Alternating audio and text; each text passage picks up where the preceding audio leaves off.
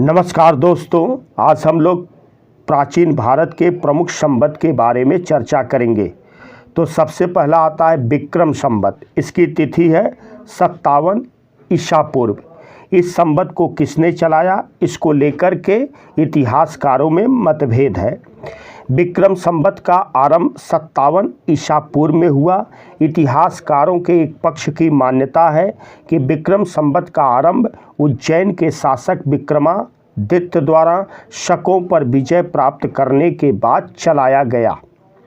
वहीं पर इतिहासकारों के दूसरे पक्ष के अनुसार इस संवत का आरंभ मालव गणराज्य द्वारा किया गया था, जो कालांतर में गुप्त सम्राट चंद्रगुप्त विक्रमादित्य द्वारा मालव विजय के पश्चात चलाया गया। फिर इसके बाद हम लोग कई बार मालव संवत और कृत संवत के बारे में भी अध्ययन करते हैं। तो विक्रम संवत के अन्य नाम हैं, एक मालव संवत है और दूसरा कृत संवत है। 19वीं सदी के लेखों में मालव संवत और कृत संवत के नाम से विक्रम संवत का प्रयोग किया जाता था। अब इसके बाद हम लोग शक संवत या शालिवाहन संवत के बारे में चर्चा करेंगे। तो सबसे पहला क्वेश्चन बनता है शक संवत या शालिवाहन संवत की तिथि क्या है। तो इसकी तिथि है 78 ईस्वी है। शक संवत का आरंभ 78 ईस्वी से माना जाता है। इस संवत का प्रचलन कुषाण शासक कनिष्क ने शकों पर विजय प्राप्त करने के पश्चात या सिंहासनारोहण के पश्चात चलाया। भारत का वर्तमान राष्ट्रीय पंचांग शक संवत पर आधारित है। 365 के सामान्य वर्ष में शक संवत का पहला महीना चैत्र है। ग्रेगोरियन कैलेंडर के अनुसार प्रतिवर्ष 22 मार्च या अधिवर्ष में 21 मार्च को शक संवत पड़ता है। अब इसके बाद हम लोग देखेंगे कलचुरी चेद संवत के बारे में।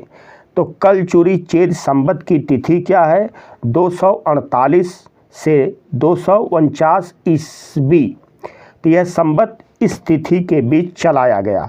इस संवत की शुरुआत 248-49 ईस्वी से माना जाता है।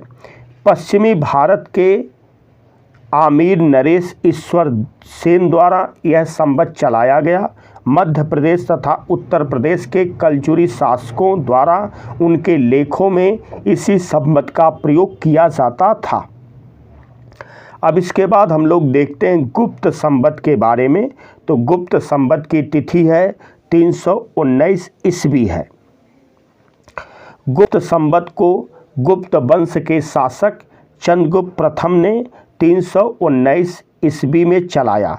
चक्रवर्ती गुप्त राजाओं तथा उनके सामंतों के लेखों में गुप्त संवत का प्रयोग मिलता है। फिर इसके बाद कई बार इतिहास में क्वेश्चन बनता है कि गुप्त संवत और शक संवत के बीच कितने का अंतर है। तो गुप्त संवत और शक संवत के बीच 241 वर्षों का अंतर है। गुप्त संवत की तिथि है 319 ईस्वी और शक संवत की तिथि है 78 ईस्वी। जब हम लोग गुप्त संवत में से शक संवत को माइनस करते हैं तो 241 वर्ष आता है। अब इसके बाद बात आती है वल्लभी संवत और इसकी तिथि क्या है। 319 ईस्वी है। वल्लभी संवत के बारे में जानकारी अल बरूनी के विवरण से मिलती है। अल बरूनी के अनुसार वल्लभ नामक राजा ने शक संवत के 241 वर्ष के बाद वल्लभी संवत का प्रचलन किया। इस प्रकार वल्लभी संवत की तिथि 78 + 241 बराबर 319 ईस्वी है और यही तिथि गुप्त संवत की भी है। अतः दोनों संवत की एक ही तिथियां देखने को मिलती हैं। अब इसके बाद बात आती हर्ष संवत। तो हर्ष संवत की तिथि क्या है। तो हर्ष संवत की तिथि 606 ईस्वी है। हर्ष संवत को वर्धन वंश के शासक हर्षवर्धन ने चलाया। हर्ष के लेखों, समकालीन उत्तर गुप्त राजाओं तथा नेपाल के लेखों में इस संवत का प्रयोग किया गया है। हर्ष के लेखों में हर्ष के राज्यारोहण की तिथि 606 ईस्वी है, अतः इस संवत की तिथि 606 ईस्वी है।